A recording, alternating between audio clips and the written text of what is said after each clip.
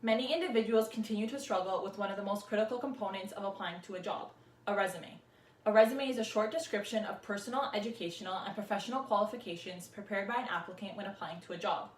According to the University of Toronto, most employers typically spend 6.25 seconds when looking at an applicant's resume for the first time, which is why it is crucial to make a strong, lasting first impression.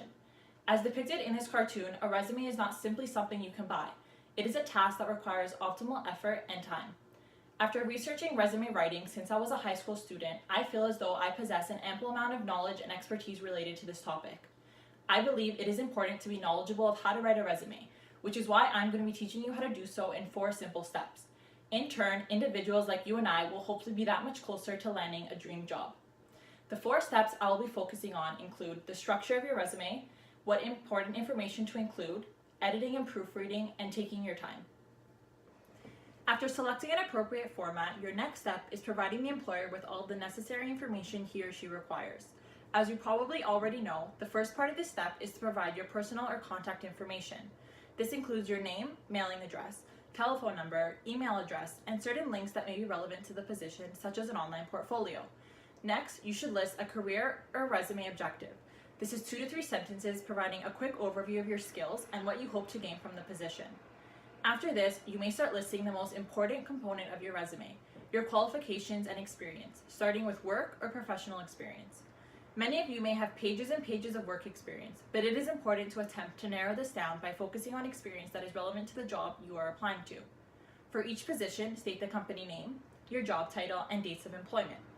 It is also important to state a brief description of the main duties or roles you took on when being employed in that particular position. Once you have listed your work experience, you may begin listing the education you acquired to assist in displaying the knowledge and expertise you possess.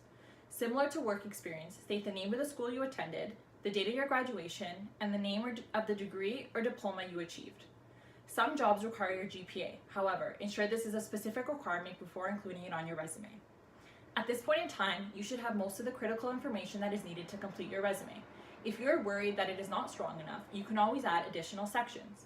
Some of these include awards or experience that are not work-related, focusing on scholarships and volunteer positions. Depending on job requirements, you may list technical or additional skills such as programming language you are familiar with, software you are proficient in using, or second and third languages you are fluent in. The last section includes your references, which gives an employer an opportunity to contact someone who is able to verify the information you have provided. Although there is controversy to how many references you may need, Western University offers a helpful guideline of providing 2 work-related, 1 personal, and 1 academic reference. Ensure that the personal reference is not a family member, but someone who knows you well, such as a TA or a professor. Once you have carefully selected relevant information, it is now time to properly style and proofread your resume. Adding these finishing touches to your resume will provide it with a unique personality. It is important to select a style that does not draw attention away from the information itself, since you want this to be the focus of your resume. Choose a font that is easy and big enough to read. Make sure you take into account that numerous fonts may be different sizes, even if they are all written in the same size point. For instance, here are 3 different size fonts, all typed in 12-point size. Each font still varies in size, which is why it is important to take this into account when selecting a font. The University of Kent provides a useful tip when choosing a particular font size for a resume. Choose Verdana or Lucida Sans with 10-point font for your text, increasing size to 12 or 14-point for headings and subheadings.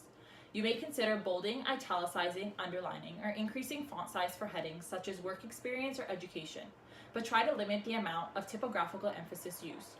Lines are great tools to break up sections of information in your resume, but can ruin its readability if overused. Bullets also assist in making sentences concise and easy to read. Resumes are typically no longer than 3 pages. If you're rambling about unimportant information to simply make it longer, as this individual was with his 100-page resume, it will be detrimental to your success in landing a job, since this is not an effective technique. A study conducted in 2016 found that spelling and grammar errors lead to an adverse impression about an applicant, and the rejection or selection decision they receive is influenced by their spelling level. It is important that your resume is properly proofread and free of any errors. As I previously stated, you want your resume to make a good, strong, lasting first impression, which is why errors may be detrimental to your ability to be considered for a job. There are numerous amount of applications that can assist you in ensuring the information you provided is free of errors. You may also want to ask a few peers you trust to review your resume. We are more prone to overlook our own errors, which is why it is important to have someone else review our work. Purdue University makes note of not including pictures or graphics in your resume and ensuring you do not refer to yourself as the first or third person.